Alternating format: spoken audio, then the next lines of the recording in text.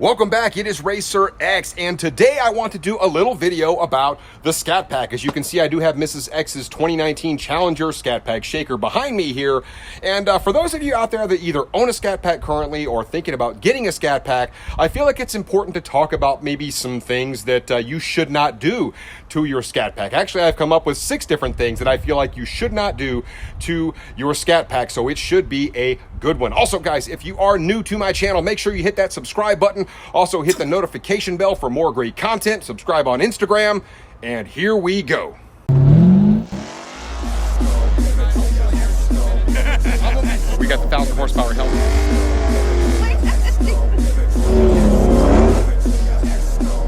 God.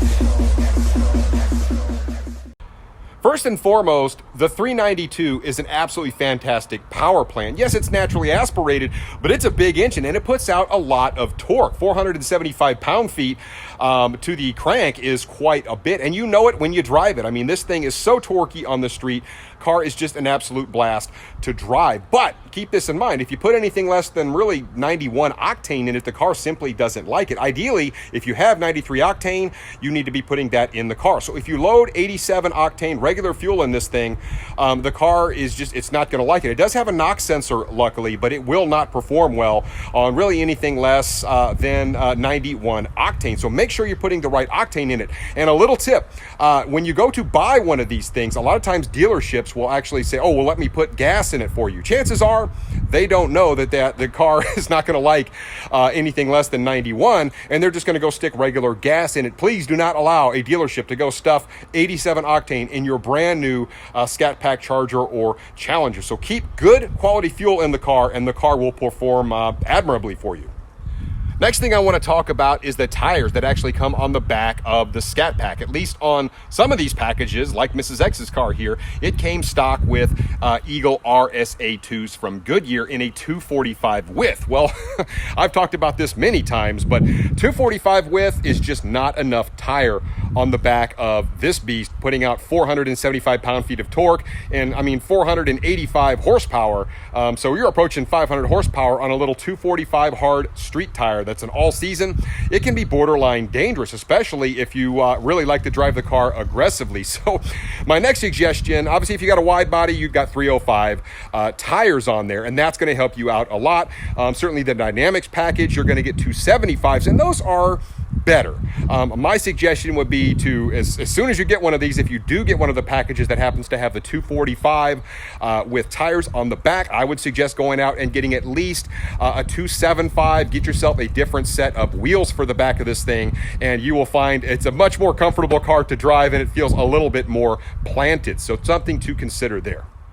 The next thing I want to talk about is the exhaust on the 392. And as you can see, Mrs. X has this system on the back, that X mod, which is, that thing is bad to the bone. But a lot of people, they want to save a little bit of money, and there's nothing wrong with that.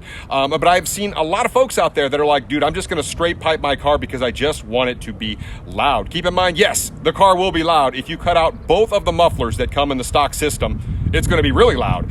But at the end of the day, the car is going to sound very untuned.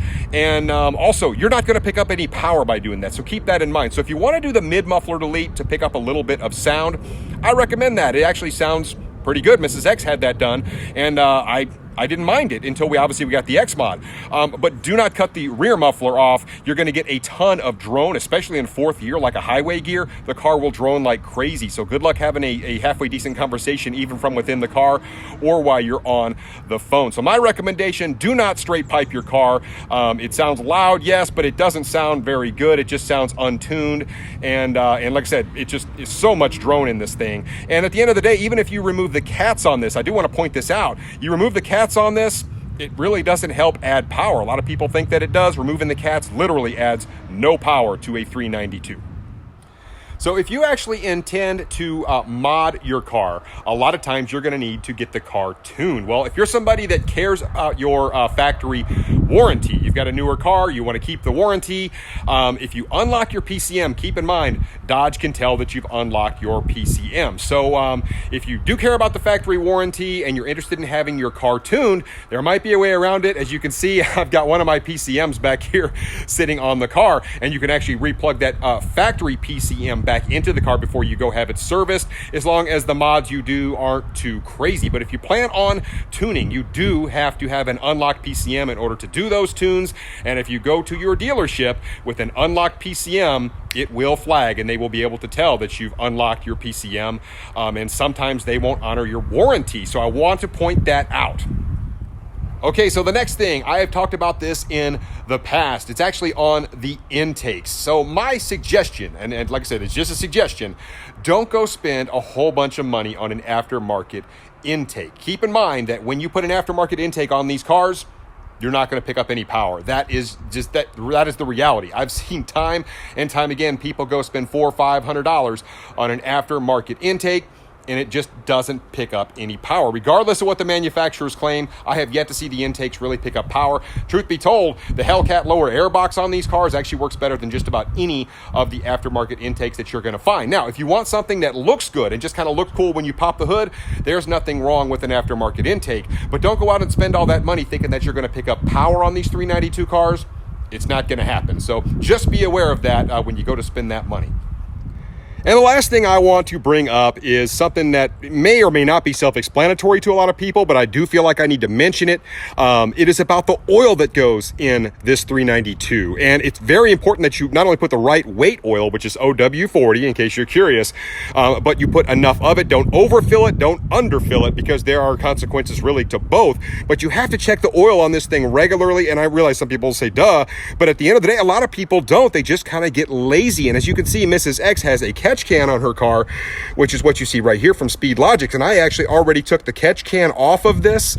And what that thing does is actually help separate the air from the oil and keeps that oil from getting into the engine and into the intake system on this thing, which not only, the oil, when it gets in here, it robs horsepower, and it also produces deposits in the engine, which you don't want. You also don't want this thing to run without enough oil. The engines really, really do not like that. It hurts performance, and it will also hurt the longevity of your engine. And take a look at what I found in her catch can. Keep in mind, she hasn't even done that much driving, and those things really do work. But at the end of the day, this is oil that's not getting circulated through her engine anymore, and just through kind of normal driving, it is very, very important that you take a look at the oil in these things to make sure that it's topped off so the engine will not only last a long time, but perform optimally for you.